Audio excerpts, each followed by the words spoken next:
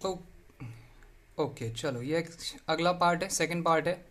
अगर किसी ने पहला वाला पार्ट नहीं देखा है तो प्लेलिस्ट में जाके पहला वाला पार्ट देखे, क्योंकि इसमें उसी पार्ट में जो हमने फॉर्मूले वगैरह डिस्कस करे थे उसको आगे फर्दर कैरी ऑन करेंगे। ठीक है, सो ये क्वेश्चन जरा ट्राई करो, जो फॉर्मूला डिस्कस करा है उसी पे होगा। In a circle of radius 10 centimetre and center O, PQ and PR are two equal chords, each of length 12 centimeter. What is the length in centimeter of chord QR? QR की क्या length होगी? एक circle है, पहले एक circle draw करते हैं। एक रफ सा सर्कल मैंने ड्रॉ कर लिया, ठीक है। सो क्वेश्चन कह रहा है in a circle of radius 10 centimetre, इसकी रेडियस कोई 10 सेंटीमीटर होगी, ये सेंटर O मान लिया मैंने, centre O। PQ and PR are two equal chords, each of length 12 centimetre. So मैं यहाँ पे P मान लेता हूँ और ये एक लेंथ मैं ले लेता हूँ PQ और ये एक लेंथ मैं ले लेता हूँ PR। PQ and PR are two equal chords, each of length 12 centimetre. दोनों की लेंथ 12 सेंटीमीटर है, ठीक है। What is the length of the chord QR? QR की लेंथ क्या होगी? QR को अगर हम ज्वाइन कर दें ऐसे तो QR की लेंथ क्या होगी, ये मुझे पता करना है। मुझे इसका रेडियस पता है 10 सेंटीमीटर। मैं एक अजम्पशन ड्रॉ करता हूं कि मैंने O से लेके P तक एक परपेंडिकुलर ड्रॉ कर दी।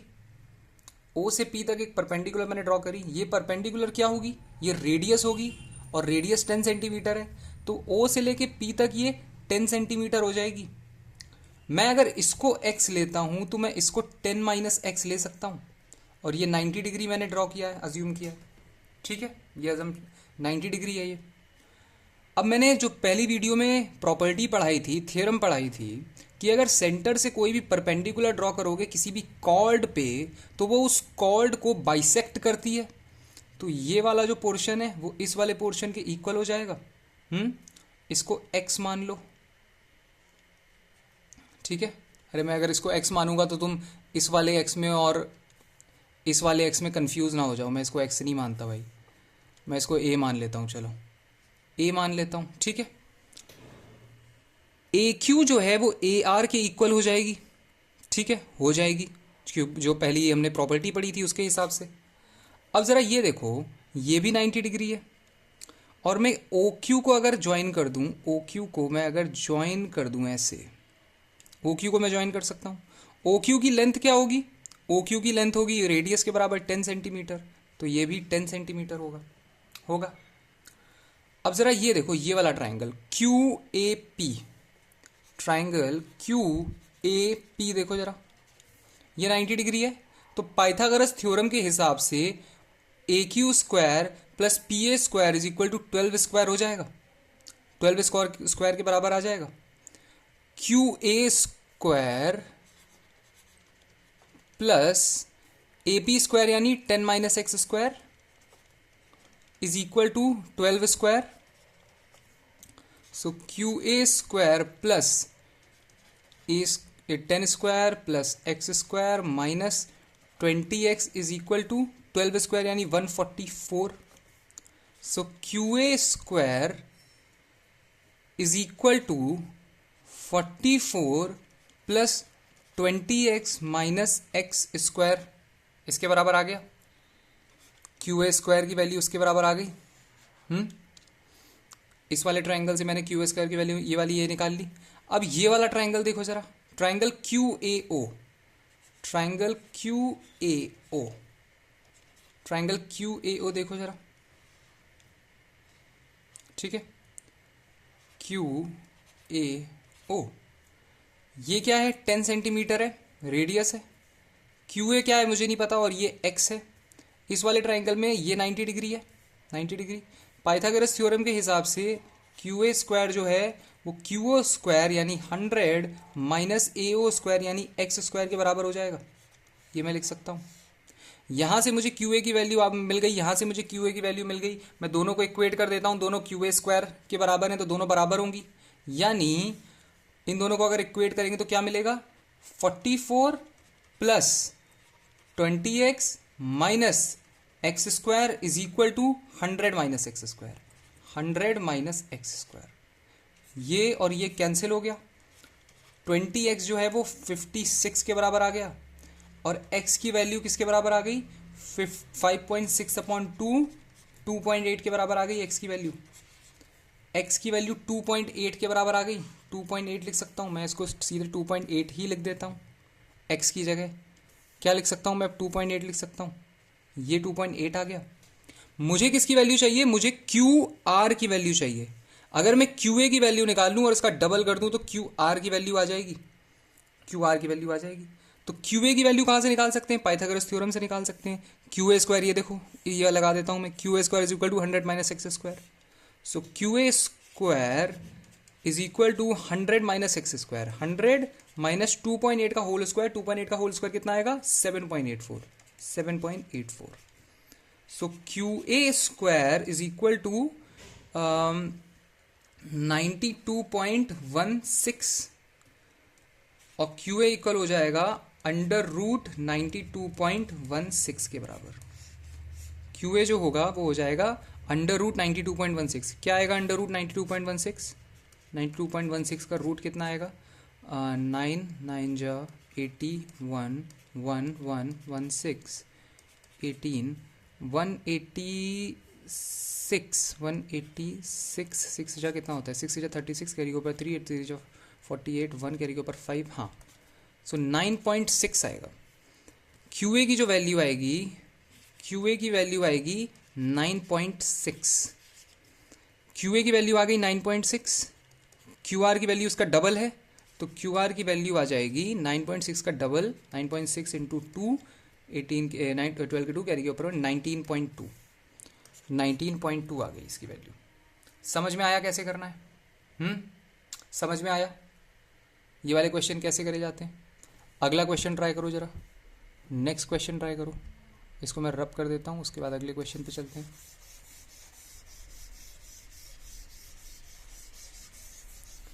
नेक्स्ट क्वेश्चन ये रहा, ट्राई करो इसे।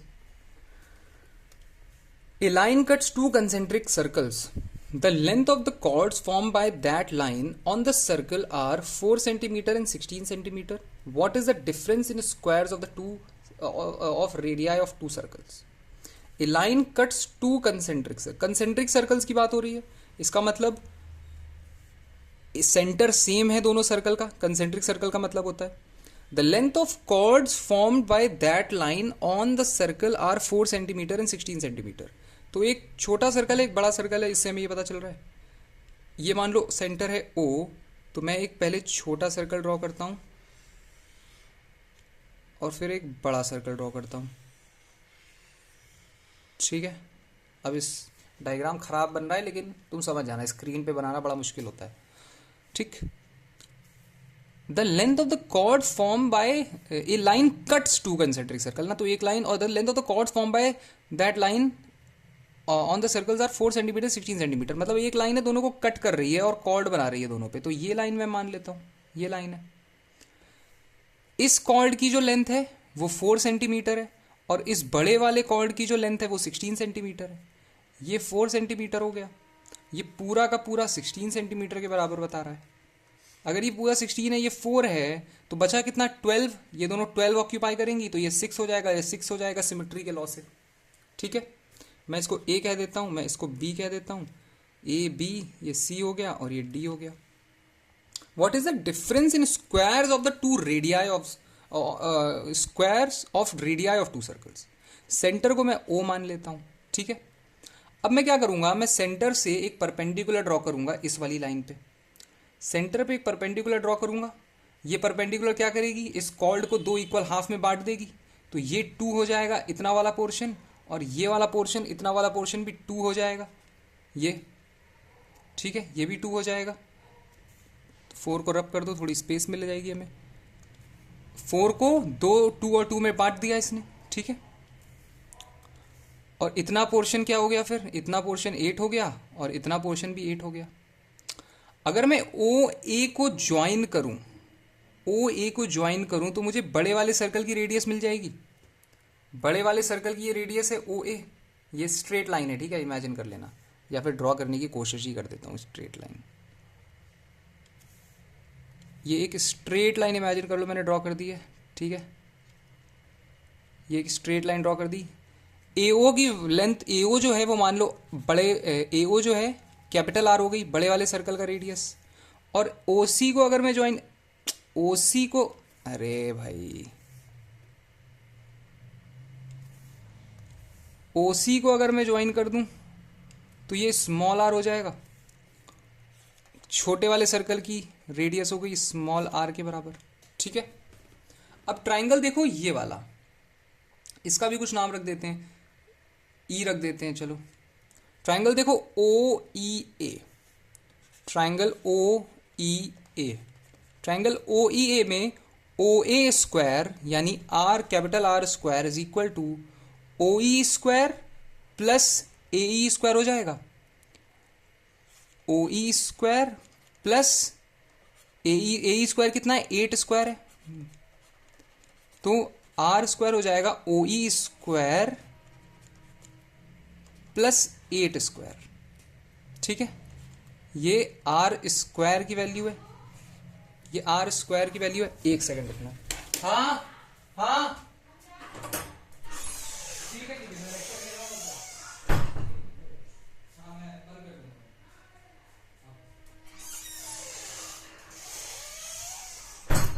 ओके वापस आते हैं लेक्चर पे। सो आर स्क्वायर की वैल्यू आ गई ओ ई स्क्वायर प्लस 8 स्क्वायर, यानी आर स्क्वायर की वैल्यू आ गई ओ ई स्क्वायर प्लस 64, ये मिल गया मुझे, ठीक है। अब ये वाला ट्राइंगल देखो ओ ई सी, ट्राइंगल ओ ई सी, ट्राइंगल ओ ई सी देखो जरा। ट्राइंगल ओ ई सी में O C square Pythagoras theorem के हिसाब से is equal to O E square plus E C square. O E square plus E C square कितना है, 2 square यानी 4, ठीक है। तो small R square is equal to O E square plus 4। मुझे क्या फाइंड करना है, मुझे फाइंड करना है what is the difference in centimetre square in the square of 2 radii of the circles. मतलब मुझे फाइंड करना है R square minus R square कितना आएगा।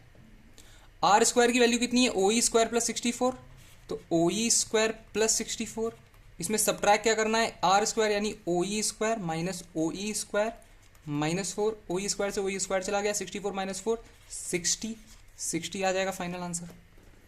समझ में आया कैसे करना है ये वाला क्वेश्चन? 60 फाइनल आंसर आ गया। ओके, अगला क्वेश्चन ट्राई करें।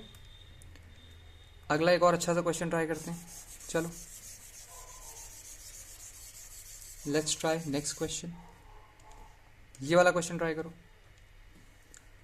The radii of 2 concentric circles with center O are 26 centimeter and 16 centimeter. Chord AB of the larger circle is tangent to the smaller circle at C and AD is a diameter. What is the length of CD? Okay. The radii of 2 concentric circles with center O are 26 centimeter and 16 centimeter. 2 concentric circle है, दोनों का centre O पे आ रहा है, तो वही होगा। फिर से ड्रॉ करते हैं 2 कंसेंट्रिक सर्कल्स को। सेंटर मान लो है O, एक सर्कल ऐसे मैंने ड्रॉ कर दिया, एक सर्कल ऐसे मैंने ड्रॉ कर दिया। अरे यार ये तो बहुत खराब सर्कल बन रहे हैं, थोड़े तो सर्कल जैसे लगने चाहिए। एक मैंने ऐसे ड्रॉ कर दिया,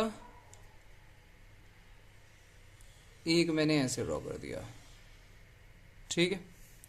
the radii of 2 concentric circle with centre O, centre है इसका O, दोनों की रेडियस कितनी है, एक की 16 है, एक की 26 है, तो बड़े वाले की 26 होगी, छोटे वाले की 16 होगी, ठीक है।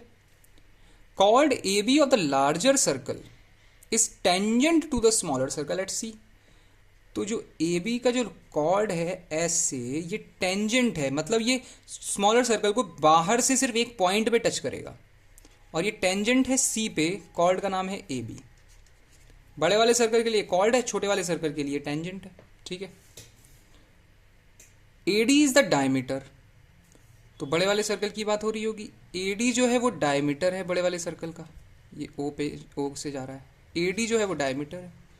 What is the length of C D, C D की लेंथ क्या है, अगर मैं सी और डी को ज्वाइन कर दूं तो इस सी डी की लेंथ क्या होगी, ये मुझे बताना है। अब ये देखो, दोनों सर्कल की रेडियस मुझे गिवन है, अगर मैं ओ से सी एक परपेंडिकुलर ड्रॉ कर दूं, ओ से सी मान लो एक परपेंडिकुलर मैंने ड्रॉ करा है, ठीक है, ये सीधी लाइन, अरे यार थोड़ा सा तो सीधा बन जा, एक सीधी परपेंडिकुलर अगर मैं यहां से यहां ड्रॉ कर दूं, ये परपेंडिकुलर मैंने सीधा एक ड्रॉ कर दिया, तो उसकी लेंथ 16 सेंटीमीटर के बराबर हो जाएगी, ये 16 के बराबर हो जाएगा। और ये जो परपेंडिकुलर होगी ये ए सी और बी सी को इक्वल हाफ में बांट देगी, जो प्रॉपर्टी हमने पढ़ी थी कि perpendicular from the centre divides the chord into equal half हो जाएगा। एओ की लेंथ कितनी आएगी? एओ जो है वो बड़े वाले सर्कल का रेडियस है, तो एओ की लेंथ आएगी 26 सेंटीमीटर, ये हो जाएगा 26। पाइथागोरस थ्योरम से अगर ये वाला ट्राइंगल देखो तुम, ट्राइंगल AOC, ट्राइंगल AOC, इसमें AO square is equal to OC square plus AC square, यानी 676 is equal to OC square 256 plus AC square, AC square ऐसे ही रहेगा।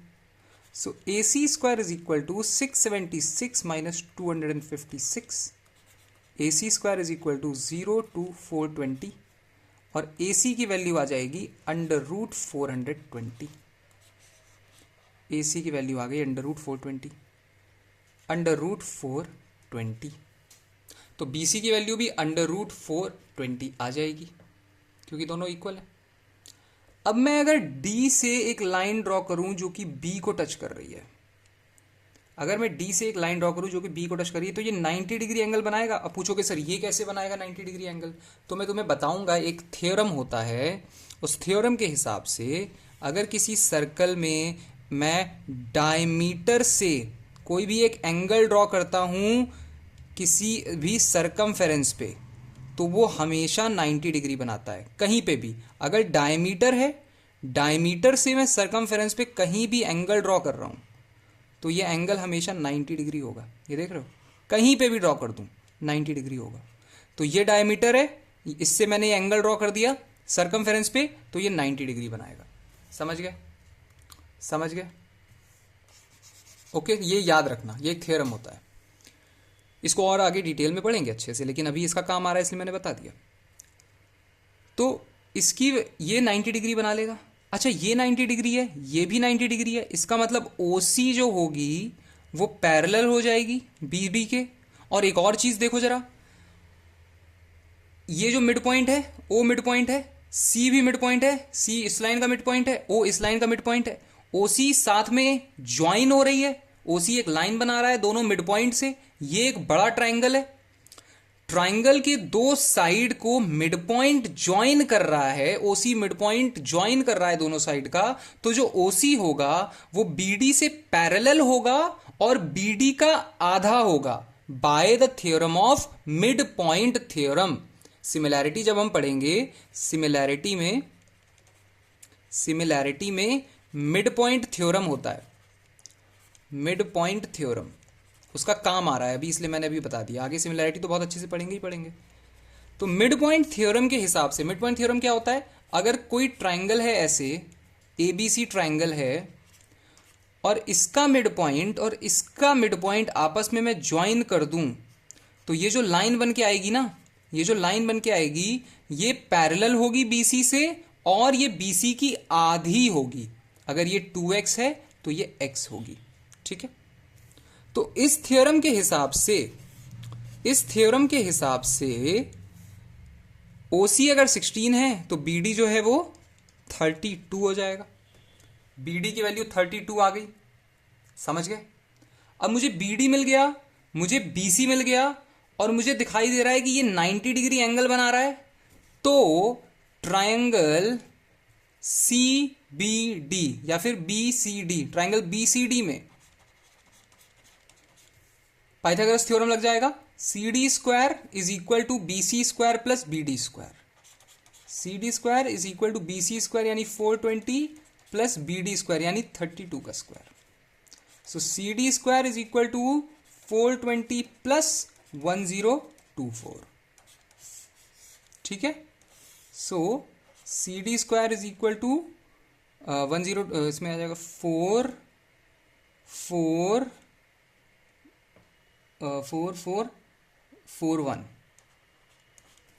और सी डी की वैल्यू कितनी आ जाएगी, √1444।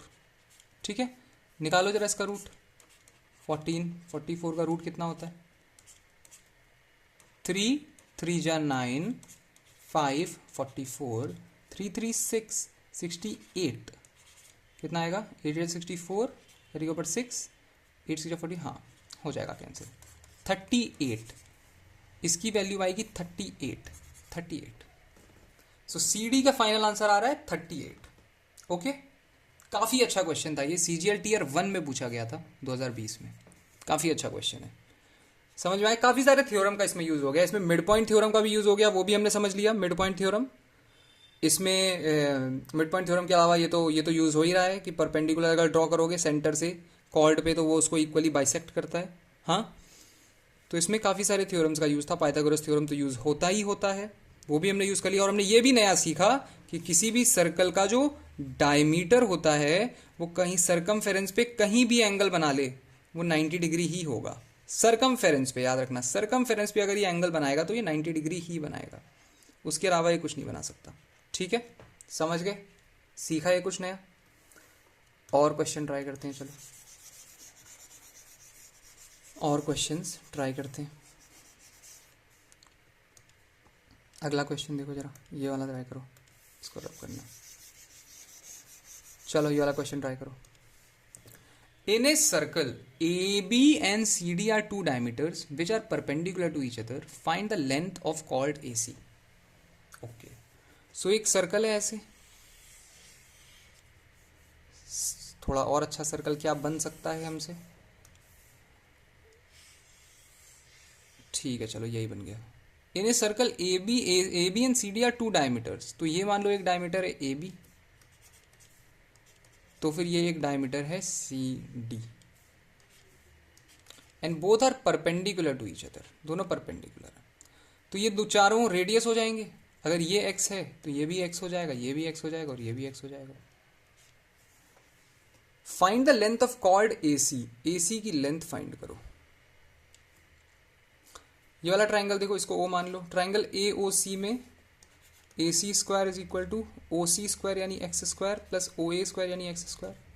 सो AC square is equal to 2x square and AC is equal to √2x। AC is equal to √2x।